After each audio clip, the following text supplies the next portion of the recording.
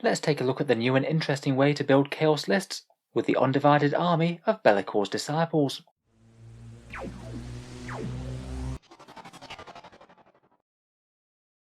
Hello and welcome back to Auspex Tactics, where today we're talking chaos, and specifically the Undivided army that lives in the shadows, where Be'lakor can bring together the Chaos Demons and Space Marines into a big shadowy force with some interesting powerful options all of their own.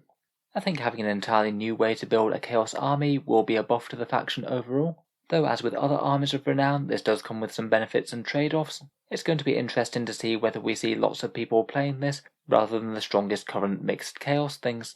In any case, in the video we'll talk about this Be'lakor's Disciples army, what the rules are on fielding it, what you can and can't take, a quick word on Be'lakor himself, then move on to the army-wide benefits, stratagems, psychic powers, and what units might be good with the army. Then we'll finish up with one idea for an army list, and talking about how it might compete with more standard chaos lists. Lots to cover, so let's jump straight in. So this Be'lakor's Disciples Army of Renown is found in Warzone Charadon 2, the Book of Fire, printed alongside the reprint of all the Traitor Legion rules, the ones that were found in Faith and Fury. As an army of renown, it has quite a lot of restrictions and benefits for the entire faction, and really does aim to be a different way to play Chaos. You have to give up some of the powerful options to unlock a whole bunch of new things. First up, we'll go through the army restrictions. First of all, Be'lakor must be included, and he must be the Warlord. That's not really a big disadvantage in my eyes. Be'lakor is a very competitive model, pretty tough to kill for 360 points, particularly at range, and he'll wipe out most heavy units that he does get his claws on, with that damage D3+3 sword that goes straight through invuls. Compared with a lot of Chaos Demon units, he is very solid. A bigger downside though is the list of things that you can't include. You can't take any Demon Princes or any other named characters, and perhaps more importantly, you can't include any other Greater Demons. I'd say that's perhaps the single biggest restriction there, as the Exalted Greater Demons are perhaps one of the biggest strengths of the Chaos Demons Codex, particularly the Exalted Lord of Change and Keepers of Secrets. You also can't take Demon Engines, and none of the big four god-devoted Chaos Legions, so World Eaters, Thousand Sons, Death Guard or Emperor's Children, and none of their Cult Marines such as Plague Marines. Again, that's a bit annoying but not exactly a deal breaker. Out of those to Chaos Space Marines, perhaps the biggest loss are the Noise Marines, as they can provide a ton of shooting damage. Finally, you can't take any Chaos Knights or Titans. Again, a bit restrictive there. Sometimes throwing in a detachment of Chaos Knight Moiraxes can be a nice way to gain a bit of straight firepower. Otherwise, you can't take any more cultist units in the army list than Heretic Astartes infantry units. That's quite similar to the new Death Guard rule, and it's likely to appear in the Chaos Space Marine Codex when it finally materializes. And finally, the demons must be fairly balanced between the four gods. For example, you can't take a second Khorne Demon unit until you've taken one of each mark. Then you can't take a third one of any of the marks until you've taken two of each. Might make list building just a tiny bit trickier. For jumping through all those hoops, you do get quite a few rewards though. Firstly, to make the stratagems and powers function, you gain some keywords. Everyone gains Disciples of Be'lakor, Chaos Marines gain Legion Disciples, and Demons gain Demonic Disciples. It means you can take mixed detachments of Chaos Marines and Demons, and you're allowed to take relics, psychic powers and warlord traits from the codex as if you had a pure detachment. One downside is though that you still wouldn't be able to access the Legion specific options, such as say having an Emperor's Children detachment, and that is another downside, as some of the more powerful Chaos Space Marine options are in those Legion sections. It makes me feel that most of the time these Disciples of Be'lakor armies are quite likely to be fairly demon heavy, and maybe with just a few standard Chaos Marine units. For army-wide rules, your Demonic Loci and Legion traits are replaced with Locus of Shadows and Disciples of Shadows, two rules that make them harder to hit at range that we'll get into in a second. Your Psykers can choose to draw powers from the Noctic Discipline instead of their standard ones, and there's some really quite good spells there, so that's quite a nice bonus. And then you get an additional 6 unique stratagems. Again, a few of those options are really quite interesting. I've covered Be'lakor fairly in depth in a few previous videos, so we won't fully go over his datasheet again, but in general he's a 360 point Lord of War who's an absolute beatstick, 16 wounds with a 4+ invul, -1 to hit and wound at range. He'll demolish near enough anything in close combat with 6 attacks at strength 12, AP -4, damage D3+3, and ignoring invuls. He knows and can cast 2 powers from the Noctic Discipline, makes nearby enemies that bit more likely to flee with -1 leadership and -1 combat attrition, and has a nice reroll ones aura for any nearby non-vehicle demonic disciples or legion disciples. Ideally, I think you'd want to deploy him out of line of sight, then surge him forward alongside other threats. buffing nearby units with his rerolls and psychic powers before getting stuck into combat. Be'lakor's Warlord trait is Shadow Lord, and it's basically a full hit rerolls Chapter Master style buff. You declare it in the command phase, and you select one non-vehicle Disciples of Be'lakor unit within 9 inches, and that unit gets 4 rerolls to hit. It's not a particularly common buff throughout Chaos Space Marines and Chaos Demons, so it's really quite nice. It's pretty excellent on any hard-hitting unit.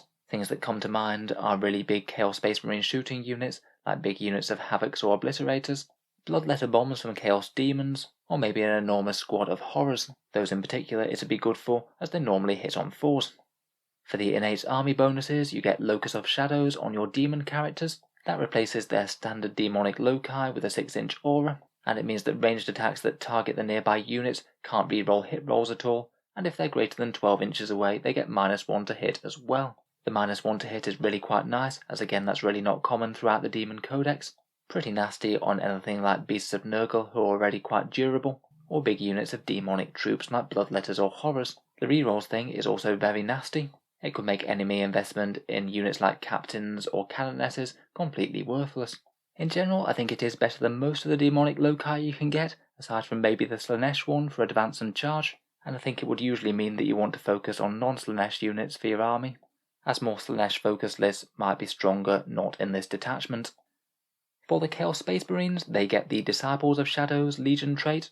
It's a -1 to hit from greater than 12 inches away on every unit, and also +1 to any combat attrition test that you might happen to take. Trait-wise, it's basically Alpha Legion +1. They get the -1 to hit, but not the +1 combat attrition. However, I certainly wouldn't say that they're directly superior to Alpha Legion. It locks you out of a few options within the Codex, including things like Noise Marines, and any of the Demon Engine options, plus their powerful Warlord traits and stratagems, where they've got a whole roster of their own devious and fun stuff. In general though, being -1 to hit at range, plus their Noctic Discipline, I think does incentivize a more shooty Chaos Space Marine army, as generally you're more likely to get that -1 to hit if you're further away. Moving on, the Disciples of Be'lakor get 6 stratagems, 2 for Chaos Space Marine units, 2 for Demon units, and then 2 that can be used by anyone. For the Mortals, we have Shadow Pact for 1 command point. This one you can use as a situational buff for a Chaos Space Marine infantry unit that doesn't have a mark to any one of the gods. You choose which god you want to have the benefit from, and you either get +1 attack, a 5+ invul, +1 toughness, or +1 to your move, advance and charge. You do have to select it in your command phase, so you have to commit kind of early. To be honest, most of these do seem very usable. I imagine in the right circumstances, literally any one of them could be really quite advantageous, but I think you would have to be fairly clever about their use at the same time. You don't really want to be ploughing 1 command point into this every single turn.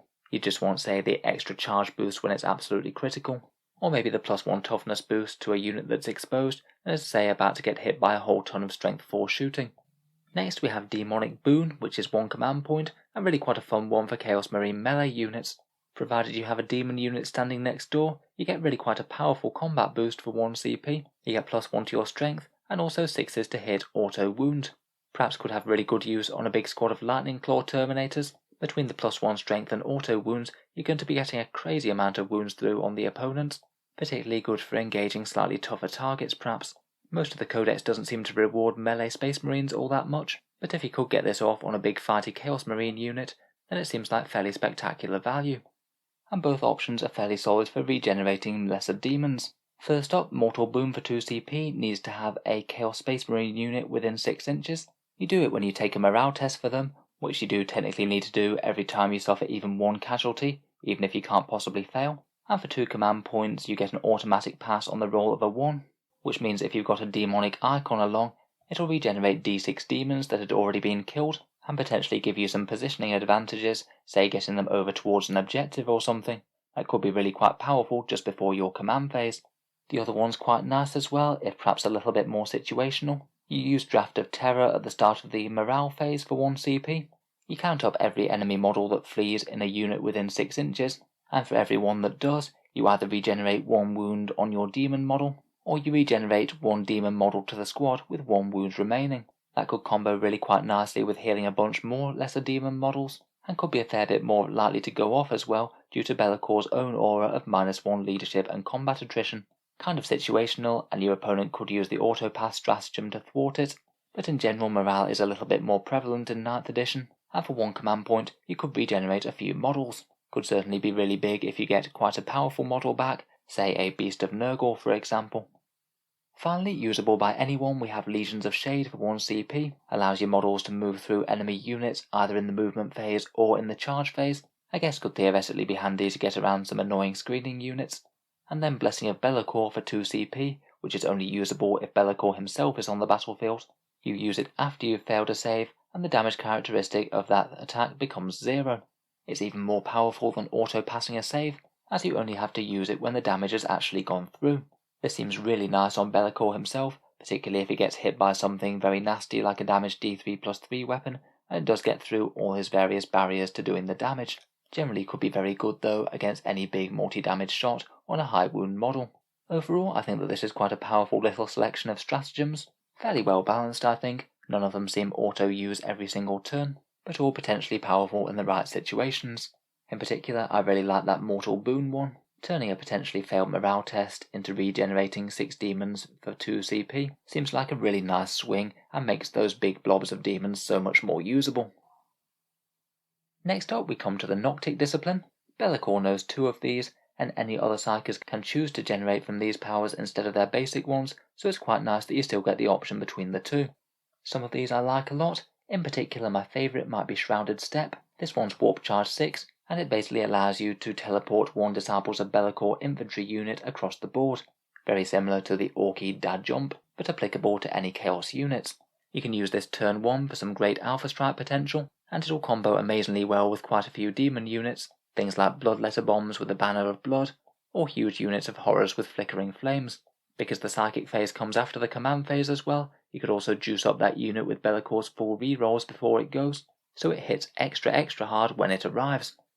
Next is another one of my favourites, Wreathed in Shade. Warp Charge 7 and 1 Disciples of Be'lakor unit that isn't a vehicle or monster, can't be shot unless it's the closest, or the enemy units are less than 12 inches away from it. If you absolutely need to defend a unit to do an action, hold a table quarter or an objective, then this is great, and in particular it seems really quite obnoxious on something like a powerful Chaos Marine shooting unit, perhaps a big double shooting unit of Obliterators or Chain Cannon Havocs. Park them behind something really tough, say a big unit of Horrors perhaps, and just blaze away from a position of complete safety. Next up we have Pall of Despair for Warp Charge 7, a debuff to an enemy unit within 18 inches. You roll 3d6, and if it beats their leadership, they either lose 1 aura ability, can't perform actions, or fights last in melee. You have to choose which one of those debuffs to apply. Fighting last in melee is a powerful one. Really nice to know that you're not going to get interrupted against, and can be quite reliable to allow you to charge multiple targets across the board. Losing an aura ability could be really quite fun too, particularly if you just turn off Gilliman's rerolls or something similarly powerful. It's not really the most reliable one to go off. The warp charge is quite high, and then you still have to roll against the leadership, but it's going to be annoying every time it does. We then have Void Slivers at Warp Charge 5, a 12-inch beam attack where every enemy unit takes 1 mortal wound, or D3 mortal wounds if they're an 11 plus strong unit. Not terrible for mortal wounds, though not really superior to Smite in my opinion. Penumbral Curse for Warp Charge 7, an 18-inch melee debuff. The enemy will be -1 to hit, and their AP of their weapons worse by 1. The -1 to hit is pretty nice, means they won't hit back quite as hard, though AP is only going to be all that relevant against Chaos Space Marines. Most of the demons are just dependent on their invul saves, so that bit's not really going to be very powerful against say things like Bloodletters. Finally, we have another interesting mortal wound generator called Betraying Shades. It's a slightly strange one where you select 6 models in the unit, add up all their attacks, roll a dice for every attack for each one of those models. Say if you had 6 models for 3 attacks, you'd be rolling 18 dice, and then for each roll of a 6, it deals 1 mortal wound. If you do look out and cast on an 11 or 12, then that goes up to the roll of a 5+ rather than a 6. Again, probably going to be inferior to Smite against a lot of targets. It's going to come into its own when you're targeting a big unit of elites, say 5 Blade Guard veterans or the like.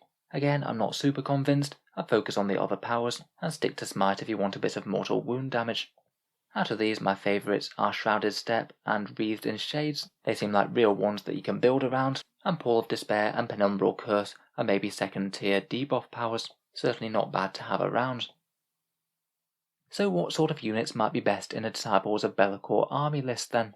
First up, for HQs besides Be'lakor himself, I think you are likely to want some Psykers to cast those Noctic spells. Chaos Sorcerers seem like perhaps the optimal choice, getting 2 casts each, though Change Casters for some reliable casting with their Stratagem, or some of the other Demon Heralds could work depending on what other units you're bringing. Perhaps the real stars of the army list might be the Demonic Troop units. The Strategies and that teleport power seem almost tailor-made to boost them. The 2 Stratagems give you multiple ways to regenerate a bunch of demons in the opponent's face if they damage but don't wipe out the unit.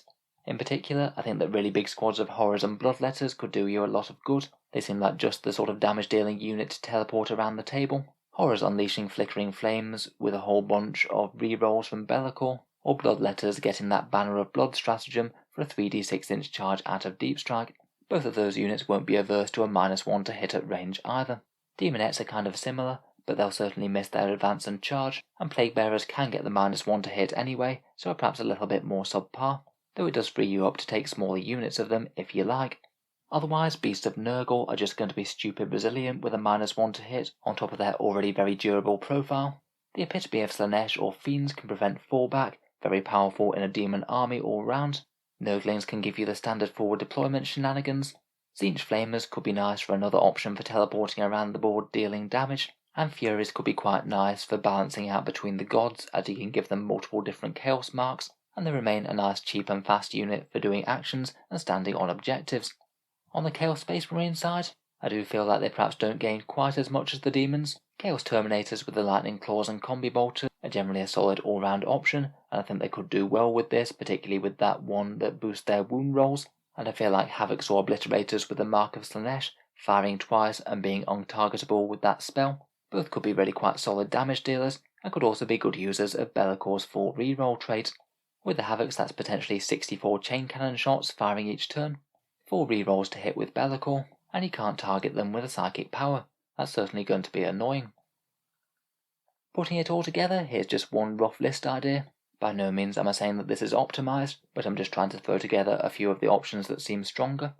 We've got a Sorcerer with Wreathed in Shades and Shrouded Step to be a primary buffing character for the army, and also to be a Chaos Space Marine unit so you can use Mortal Boon nearby. He can teleport a unit per turn, and also keep our Havoc unit with 5 Havocs with Reaper chain cannons all safe.